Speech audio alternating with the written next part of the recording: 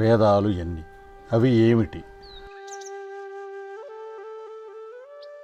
వేదాలు 4: ఋగ్వేదం, యజుర్వేదం, సామవేదం, అథర్వణ వేదం. ఇవి చాలా ప్రాచీన గ్రంథాలు. ఇవి మహర్షుల ధ్యానంలో వెలువడ్డాయని తెలియబడుచున్నది. కాబట్టి ఇవి చాలా పవిత్రమైన జ్ఞానముతో, అధ్యయనముతో ఇవి బోధించిన విధంగా ఆచరణలో అనుకరించిన మానవుడు కైవల్యం పొందగలడని చెప్పి ఉన్నది. ఇవి ధ్యానంలో వెలువడ్డాయి కావున వీటిని శృతులని కూడా పిలువబడుతున్నాయి.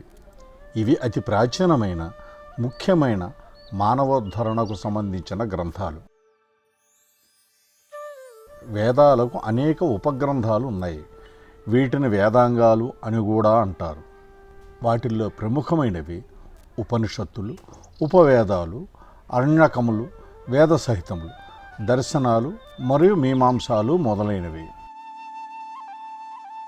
అవి అన్నీ ప్రాకృత భాష అయిన సంస్కృతమునందు వ్రాయబడ్డాయి.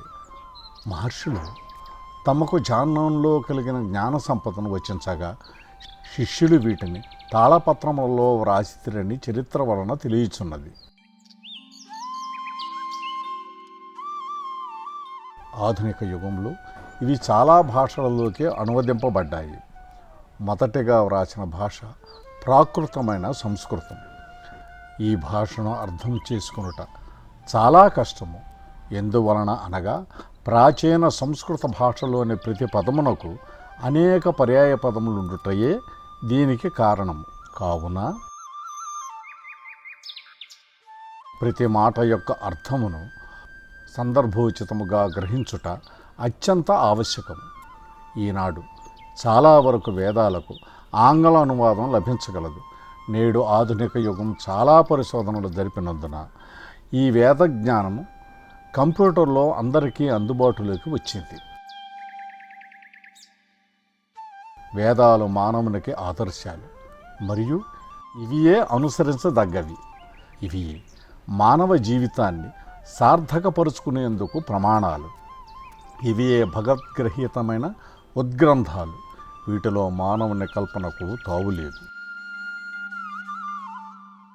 వీటిని ఉచ్చరించుటకు గాను మరియు మననము చేయుటకు గాను నిర్దిష్టమైన స్వరం మరియు వేగం నిర్దేశింపబడినది.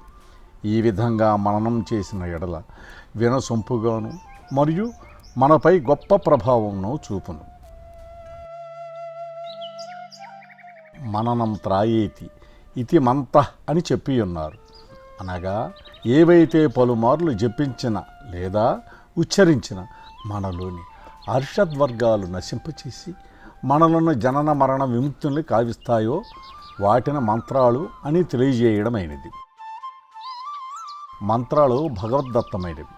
సంక్షిప్తంగా చెప్పాలంటే ఋగ్వేదంలో మానవుడి దైనందిన జీవితంలో భగవంతుని గురించి అనుసరించవలసిన ఆచరణలు తెలుపబడి ఉన్నది. యజుర్వేదంలో భగవంతుని సృష్టిని గురించి తెలియజేయడమైనది. సామవేదంలో సంగీతము మరియు వైద్యము మొదలైన మానవోద్ధరణకు ఉపయోగపడే శాస్త్రముల గురించి తెలియజెప్పారు. అథర్వణ వేదంలో భగవంతుని చేరుకునే మార్గాల గురించి మరియు ప్రత్యేకముగా మానవుడు గావించవలసిన నిత్యకృత్యాల గురించి తెలుపబడి ఉన్నది. కావున మానవులు వేదాధ్యాయమును గావించి జన్మ సాఫల్యము మరియు సార్థకము చేసుకుందరని ఆశిద్దాం.